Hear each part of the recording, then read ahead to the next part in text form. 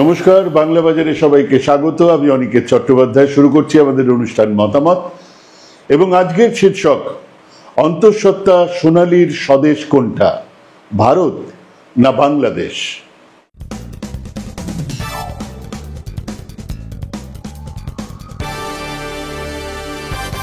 অবাক পৃথিবী অবাক করলে তুমি, জন্মেই দেখি ক্ষুব্ধ স্বদেশ ভূমি। হ্যাঁ, সেই শিশু এবারে জন্মানোর আগেই সম্ভবত টের পেয়েছে তার স্বদেশ ঘাড় ধাক্কা দিয়ে, পুলিশ দিয়ে তার মাকে পাঠিয়ে দিয়েছে কাঁটা তার ঘেরা সীমানার উপরে। সেখানে তার ঠাঁই হয়েছে জেলে। সে দেশের আদালত বলছে, না, তুমি বাংলাদেশি নও, তুমি ভারতীয়, তোমাকে ফিরে যেতে হবে। মুরারই পাইকরের বাসিন্দা অন্তঃসত্ত্বা সোনালী তাহলে দেশ কোনটা? তার গর্ভের ভেতরে লাবডুব লাবডুব শব্দ নিয়ে অবাক ওই অনাগত শিশুর জন্মভূমি কোনটা? আজ দেশ জুড়ে এক অদ্ভুত আবহাওয়া। গত 6 মাস ধরে লাগাতার এক মারাত্মক প্রচার চলছে। কেউ যদি বাংলাতে কথা বলে তবে তাকে বাংলাদেশি বলে ধরে নেওয়া হচ্ছে, আর যদি সে মুসলমান হয় তবে তার গায়ে রোহিঙ্গা তকমা সেঁটে দেওয়ার চেষ্টা চলছে। বাঙালির এই দুর্দশা কোনোদিন ভাবতেও পারিনি বাঙালি, কেউ ভাবিনি আমরা। যে বাঙালি প্রথম নোবেল এনেছে, যে বাঙালি নবজাগরণের পরে সূত্রপাত ঘটিয়েছে নতুন জিজ্ঞাসার, নতুন আয়োজনের, নতুন দর্শনের। হিন্দু নবজাগরণের পুরোধা রামকৃষ্ণ বিবেকানন্দ এই বাংলাতেই চৈতন্যের হাত ধরে জন্ম নিয়েছে ভক্তিবাদ। সেই বাঙালি আজ দেশ জুড়ে ঘৃণার শিকার, সেই বাঙালি আজ নিজ ভূমে পরবাসী। লাগাতার এই প্রচারের ফলে সাধারণ পরিযায়ী শ্রমিকরাও আজ তাদের নাগরিকত্ব নিয়ে আতঙ্কে ভুগছেন। আর সেরকম এক পরিস্থিতিতে বীরভূমের সোনালী বিবি, সুইটি বিবির মতো 6 জন ভারতীয় নাগরিকের ভয়ঙ্কর ট্র্যাজেডি যে কোনো বাঙালির কাছে এক চরম অপমান। প্রথম পরিবার সোনালী বিবি, তার স্বামী দানিশ শেখ আর তাদের নাবালক পুত্র সাবির শেখ। তাদের পড়শি পরিবারে ছিলেন সুইটি বিবি আর তার 2 নাবালক পুত্র কুরবান আর ইমাম। এরা সবাই পশ্চিমবঙ্গের বীরভূম জেলার পাইকর এবং মুরারয়ের বাসিন্দা। হ্যাঁ, এদের আধার কার্ড আছে, এদের ভোটার কার্ড আছে, কিন্তু তাদের দোষ, তারা দিল্লিতে পরিযায়ী শ্রমিক হিসেবে কাজ করতেন। কিন্তু তাদের পরিচয় কেবল শ্রমিকের মধ্যে সীমাবদ্ধ থাকেনি, বাঙালির মধ্যেও নয়। তারা বাংলাতে কথা বলেন, তাই তারা নাকি বাংলাদেশি, আর তাই আজ তারা হয়ে উঠেছেন রাষ্ট্রীয় নির্বাসনের শিকার। রাষ্ট্র তাদের নির্বাসন দিচ্ছে। নির্বাসনের সময় সোনালী 8 থেকে 9 মাসের অন্তঃসত্ত্বা। তার বাবা ভদু শেখের কেবল একটাই প্রশ্ন তিনি করেছেন, যা গোটা দেশের বিবেককে নাড়িয়ে দেওয়ার কথা। তিনি উদ্বেগের সঙ্গে জানতে চেয়েছেন, যদি আমার নাতি বা নাতনি বাংলাদেশে জন্ম নেয় তবে তার নাগরিকত্ব কি হবে?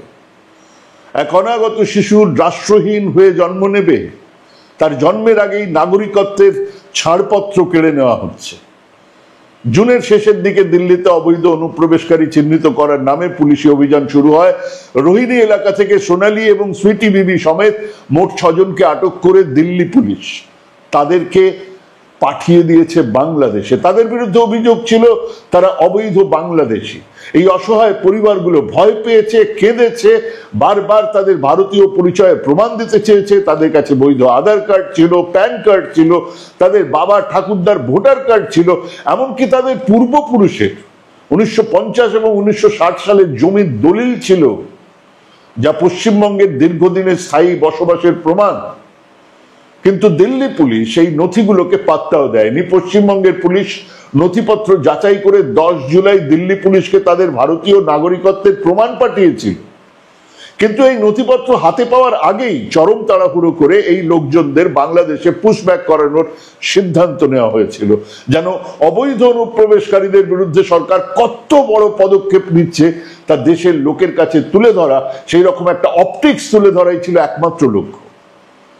দিল্লি পুলিশের ফরেনার্স রিজিয়নাল রেজিস্ট্রেশন অফিস FRROর নির্দেশে এই নির্বাসনের কাজ শেষ করতে সময় নেওয়া হয় মাত্র 48 ঘন্টা।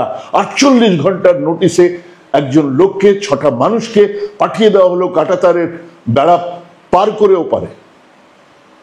তোমরা বাংলাদেশি, তোমরা ভারতের নাগরিকই নও, যাদের এখানে জমি কেনা আছে 1950-1960।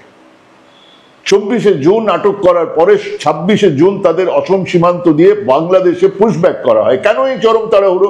কারণ মাথায় রাখুন, 10 মে অপারেশন সিন্দুর সিজ ফায়ার হয়েছে, দেশ জুড়ে পাকিস্তানের ভিলেইন চেহারার সঙ্গে ছড়ানো হচ্ছে মুসলমান ঘৃণা। এই তাড়াহুড়ো করে পুশব্যাক ছিল সেই অপটিক্সের একটা অঙ্গ, হিন্দুত্ববাদীদের রণহুঙ্কার। এটা নিছক প্রক্রিয়াগত ত্রুটি ছিল না। কেন্দ্রীয় স্বরাষ্ট্র মন্ত্রক এই ধরনের ক্ষেত্রে পরিচয় যাচাইয়ের জন্য সংশ্লিষ্ট রাজ্যকে 30 দিন সময় দিতে নির্দেশ দিয়েছিল। 30 দিন। আপনারা অন্তত 30 দিন ধরে যাচাই করুন। যাচাই করা হয়, 48 ঘন্টায় তাদেরকে পাঠানো হলো। দিল্লি পুলিশ এই নির্দেশিকা সম্পূর্ণ অমান্য করে এই পুশব্যাক চালিয়েছে। এই তাড়াহুড়ো থেকে সাফ বোঝা যায় প্রশাসন আইন মেনে যাচাই করার চেয়ে এক নির্দিষ্ট রাজনৈতিক উদ্দেশ্য নিয়ে যা খুশি তাই করার সিদ্ধান্ত নিয়ে ফেলেছিল। তাদের মোদ্দা লক্ষ্য ছিল চটজলদি এক সমাধানের দ্রুত ফল দেখানোর জন্য এই চরম পদক্ষেপ নেওয়া হয়, যার ফলে আইনি প্রক্রিয়া এবং সাংবিধানিক অধিকার, right to life and liberty নিয়ে তারা সামান্যতম মাথা ঘামায়নি। পুশব্যাক তো হলো, কিন্তু এই সোনালী বা সুইটিদের ঠাঁই হলো ওপার বাংলার জেলে। কোথায় যাবেন? কারণ ওপার বাংলা তাদেরকে স্বীকার করছে না। অনুপ্রবেশকারী হিসেবে তাদের বিচারাধীন বন্দী করে রাখা হলো। এদেশেও তারা অনুপ্রবেশকারী, ওদেশেও তারা অনুপ্রবেশকারী। 20 আগস্ট চাপাই নবাবগঞ্জের সদর মডেল থানার পুলিশ সোনালী, দানিশ, সুইটি বিবি সমেত 6 জনকে অনুপ্রবেশকারী হিসেবে গ্রেপ্তার করে বাংলাদেশের আইন অনুযায়ী তাদের দ্য কন্ট্রোল অফ এন্ট্রি 1952 অ্যাক্টের 4 নম্বর ধারায় গ্রেপ্তার করে এবং এই ধারায় অবৈধ অনুপ্রবেশের অভিযোগ আনা হয়।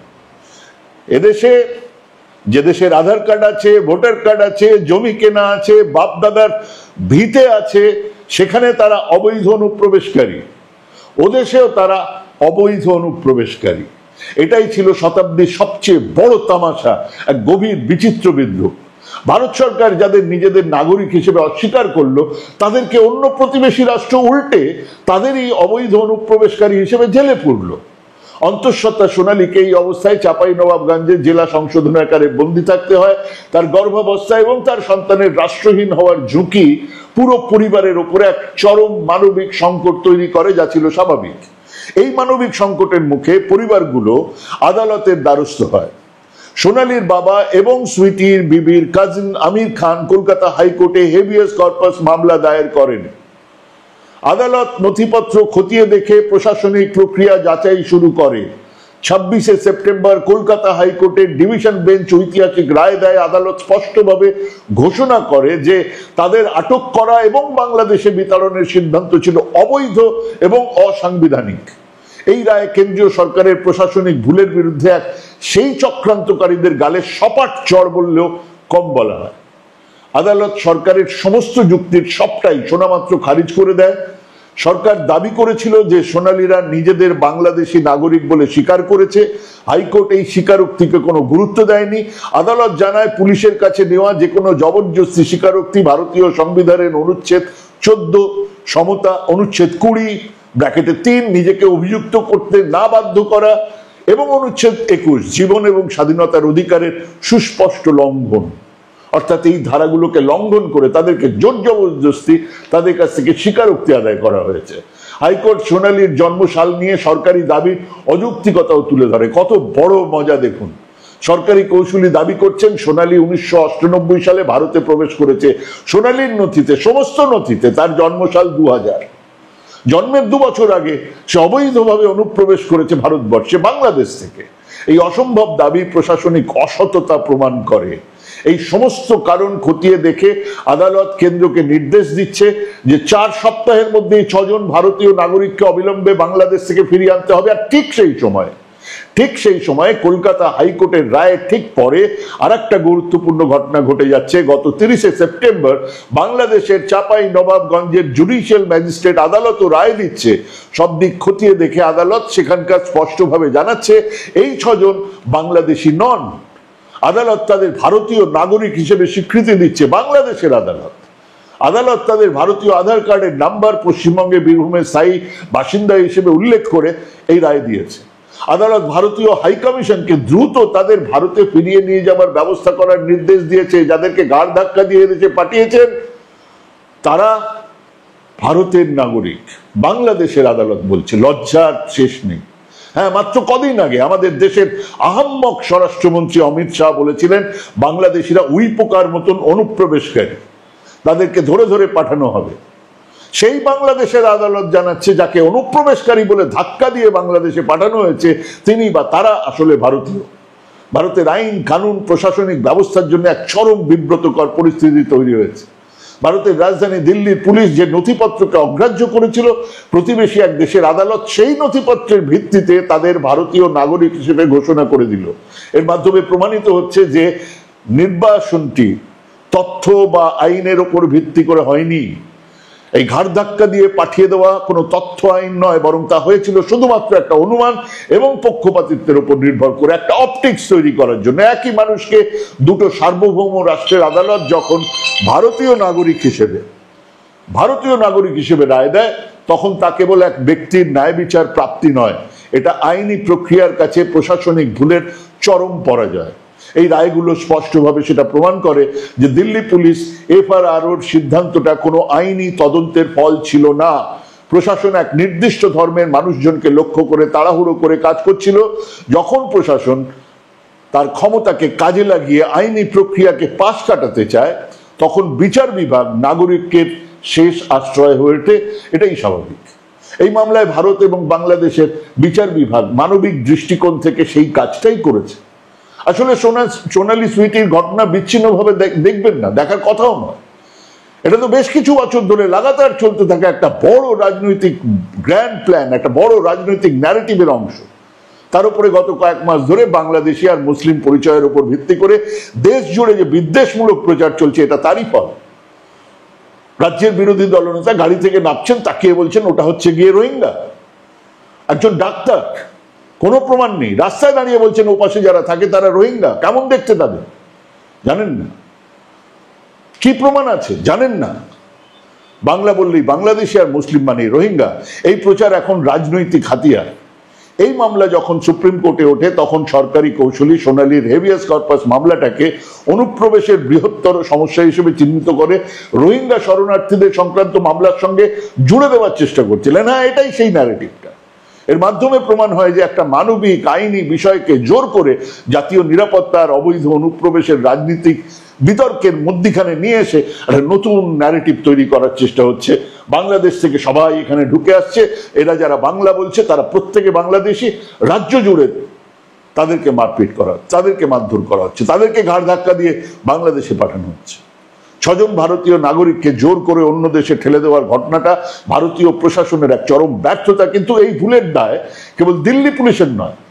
ভাববেন না দিল্লি পুলিশের কটা লোক এই কাজটা করেছে। এটা কেন্দ্রীয় স্বরাষ্ট্র মন্ত্রকের অধীনে থাকা এফআরআর সিদ্ধান্ত, যা প্রমাণ করে অন্যায় নির্বাসন ওপর তলার নির্দেশের ফলে হয়েছিল।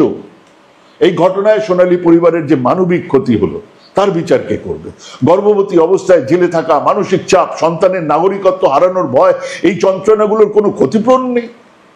কলকাতা হাইকোর্টের রায়ে দিল্লি পুলিশের কাজে তীব্র সমালোচনা করা হয়েছে, কিন্তু যে প্রশাসনিক কর্মকর্তারা এই বেআইনি সিদ্ধান্ত নিয়েছিলেন তাদের এখনো কোনো জবাবদিহি করতে হয়নি, তাদের জেলে ঢোকানো হয়নি।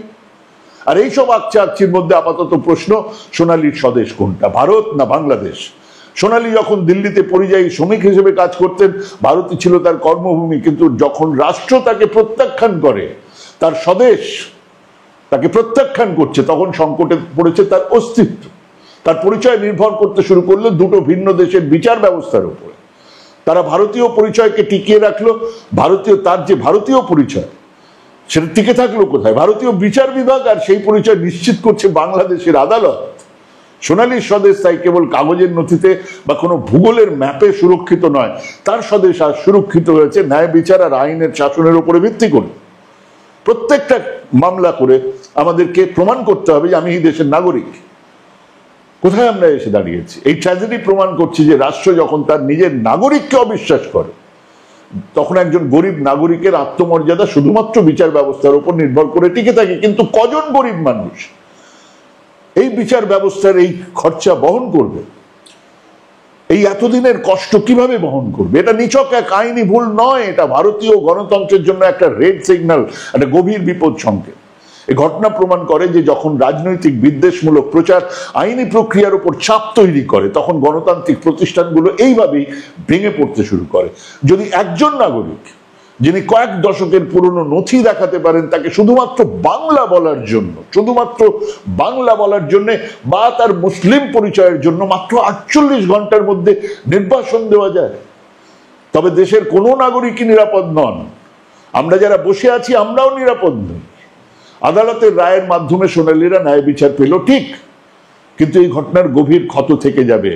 বাঙালি খেদাও আর অনুপ্রবেশের রাজনৈতিক প্রচার বন্ধ না হলে আর অনেক সোনালীকে নিজেদের স্বদেশ প্রমাণ করার জন্য আন্তর্জাতিকভাবে লড়াই করতে হতে পারে। একজন ভারতীয় নাগরিকের পরিচয় কোনো ভাষা বা ধর্মের উপর নির্ভর করার কথা নয়, তা নির্ভর করে তার রাষ্ট্রে নাগরিকদের প্রতি থাকা বিশ্বাসের উপরে, এবং সেটাই আজকে সবচেয়ে বড় সমস্যা।